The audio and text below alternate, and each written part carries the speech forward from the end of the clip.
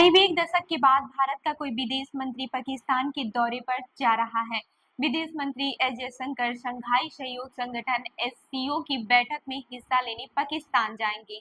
4 अक्टूबर को विदेश मंत्रालय के प्रवक्ता रणधीर जायसवाल ने इसकी पुष्टि करते हुए कहा है कि विदेश मंत्री इस्लामाबाद में 15 और 16 अक्टूबर को होने वाली एससीओ की बैठक में भारतीय प्रतिनिधि मंडल का नेतृत्व करेंगे। इससे पहले दिसंबर 2015 में तत्कालीन विदेश मंत्री Sushma Swaraj heart of Asia conference में हिस्सा लेने इस्लामाबाद पहुंची थी। इसके कुछ ही दिन बाद प्रधानमंत्री नरेंद्र मोदी एक सरप्राइज विजिट पर लाहौर गए थे। एक बार फिर भारत के विदेश मंत्री पाकिस्तान के दौरे पर जा रहे हैं, तो इसके क्या मायने हैं? विदेश मंत्रालय के प्रवक्ता रणधीर जायसवाल से जब एक पत्रकार ने यह सवाल पूछा कि क्या विदेश मंत्री का दौरा भारत पाकिस्तान के रिश्तों में सुधार लाने की कोशिश के तौर पर देखा जाएगा, इसके जवाब में जायसवाल ने कहा, ये दौरा एससीओ मीटिंग के लिए है, इससे ज्यादा इसके बारे में न सोचें। प्रोफेसर हर्ष बी पंत नई दिल्ली स्थित ऑब्जर्वर रिसर्च फाउंडेशन के अध्ययन और विदेश नीति विभाग के उपाध्यक्ष हैं। उनका भी मानना है कि भारत पाकिस्तान संबंध के लिए ये दौरा ज्यादा अहम नहीं है, लेकिन एससीओ के लिहाजा से यह महत्वपूर्ण है। प्रोफेसर पंत कहते हैं कि मेरा मानना है कि मौजूदा दौरे में भारत के पास कोई ऐसा प्रोत्साहन नहीं है। पाकिस्तान की आंतरिक परिस्थितियां भी पूरी तरह से सुधरी नहीं है। वहां सत्ता के केंद्र को लेकर कोई भी स्पष्टता नहीं है, लेकिन भारत के पास कोई बड़ा कारण नहीं है कि वह पाकिस्तान के मौजूदा प्रशासन के साथ सीधा संवाद कर सके। इसलिए मुझे नहीं लगता है कि इस दौरे से द्विपक्षीय संबंधों में कोई बड़ा बदलाव आएगा। हालांकि वो ये भी कहते हैं कि भारत नहीं चाहता है कि उसके मित्र देश भारत पाकिस्तान विवादों की वजह से एससीओ में किसी प्रकार का अड़चन देखें। प्रोफेसर पंत कहते हैं कि भारत ये नहीं चाहेगा कि एससीओ के दूसरे सदस्य देश महसूस करें कि भारत अपनी विदेश नीति में एससीओ की अहमियत को कम कर रहा है। वह आगे कहते हैं कि देखिए, अगर प्रधानमंत्री खुद पाकिस्तान जाते तो इसका एक अलग संदेश होता और इसके कुछ अलग ही मायने निकल जाते, लेकिन प्रधानमंत्री नहीं जा रहे हैं, उनकी जगह विदेश मंत्री जा रहे हैं। इसका मतलब साफ है कि भारत फिलहाल उच्च स्तरीय नेतृत्व के स्तर पर पाकिस्तान के साथ द्विपक्षीय बातचीत के लिए तैयार नहीं है। यह स्पष्ट संदेश है कि भारत किसी प्रकार की बातचीत नहीं करना चाहता, लेकिन फिर भी विदेश मंत्री का वहां जाना ये दिखाता है कि भारत एससीओ जैसे बहुपक्षीय मंचों पर अपनी जिम्मेदारी निभाने के लिए तैयार है। वहीं वाशिंगटन डीसी के विल्सन सेंटर थिंक टैंक में साउथ एशिया इंस्टीट्यूट के निदेशक माइकल कुगेलमैन ये भी मानते हैं कि यह दौरा द्विपक्षीय संबंधों से ज्यादा एससीओ के लिए है।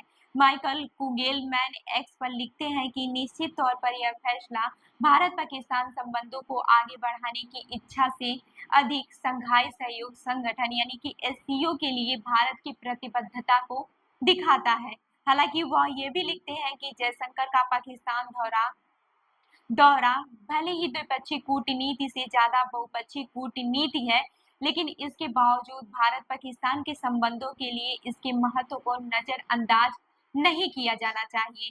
तर्क के तौर पर वो लंबे गैप के बाद किसी केंद्रीय मंत्री के पाकिस्तान जाने को अहम बताते हैं। वह लिखते हैं कि 2016 के बाद पहली बार कोई भारतीय कैबिनेट मंत्री पाकिस्तान जा रहा है। बता दें कि साल 2016 में राजनाथ सिंह बतौर गृह मंत्री सार्क की बैठक के लिए पाकिस्तान गए थे। कई देशों में भारत के राजदूत रह चुके पूर्व राजनयिक राजीव डोगरा राजनाथ सिंह के उस दौरे को याद करते हैं। आपको बता दें कि बीबीसी हिंदी के संवाददाता मोहनलाल शर्मा से बातचीत में वो कहते हैं कि विदेश मंत्री का पाकिस्तान जाना भारत की तरफ से सराहनीय पहल है, लेकिन पाकिस्तान के व्यवहार के बारे में कुछ नहीं कर सकते हैं। साल 2016 के राजनाथ सिंह के पाकिस्तान दौरे को याद करते हुए वे कहते हैं कि उस वक्त पाकिस्तान के तत्कालीन गृह मंत्री चौधरी निसार अली खान राजनाथ से काफी खराब तरीके से पेश आए थे। पाकिस्तान के बर्ताव का उदाहरण देते हुए राजीव डोगरा पिछले साल भारत आए पाकिस्तान के विदेश मंत्री बिलावल भुट्टो की भी बात करते हैं। वह कहते हैं कि बिलावल भुट्टो जब आए थे उसके बाद से जो उन्होंने बयान दिया था वो ऐसे बयान नहीं थे जो रिश्तों को आगे बढ़ाने लायक हों, तो बातचीत वहीं पर खत्म हो गई थी। आपको बताते चले कि भारत पाकिस्तान के लिए कितना अहम है एससीओ। संघाई सहयोग संगठन की स्थापना औपचारिक तौर पर साल 2001 में चीन, रूस और सोवियत संघ का हिस्सा रहे 4 मध्य एशियाई देशों कजाकिस्तान, किर्गिस्तान, तजाकिस्तान और उज्बेकिस्तान ने मिलकर की थी। हालांकि इससे पहले अप्रैल 1996 में शंघाई में हुई एक बैठक में चीन, रूस, कजाकिस्तान, किर्गिस्तान और तजाकिस्तान आपस में एक दूसरे के नस्लीय और धार्मिक तनाव से निपटने के लिए सहयोग करने पर राजी हुए थे। अब इसे शंघाई फाइबर के नाम से भी जाना जाता था। साल 2017 में भारत और पाकिस्तान इस संगठन में पूर्व सदस्य के तौर पर शामिल हुए थे, जबकि ईरान साल 2023 में इसका सदस्य बना है। इस तरह कुल 9 देश एससीओ के सदस्य हैं। अफगानिस्तान, बेलारूस और मंगोलिया को शंघाई सहयोग संगठन में ऑब्जर्वर स्टेटस मिला हुआ है। इस संगठन का नेतृत्व करने वाले रूस और चीन दोनों से ही पाकिस्तान के अच्छे संबंध हैं।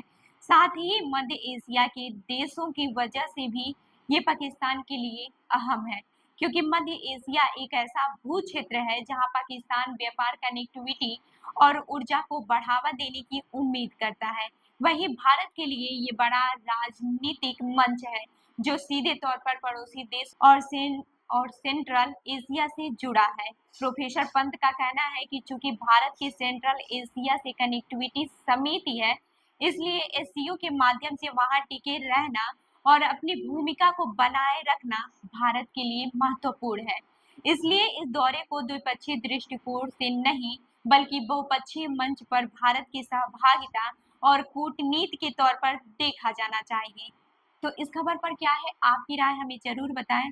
मैं हूँ रूबी आपके साथ और आप देख रहे हैं जनदर्पण न्यूज। धन्यवाद।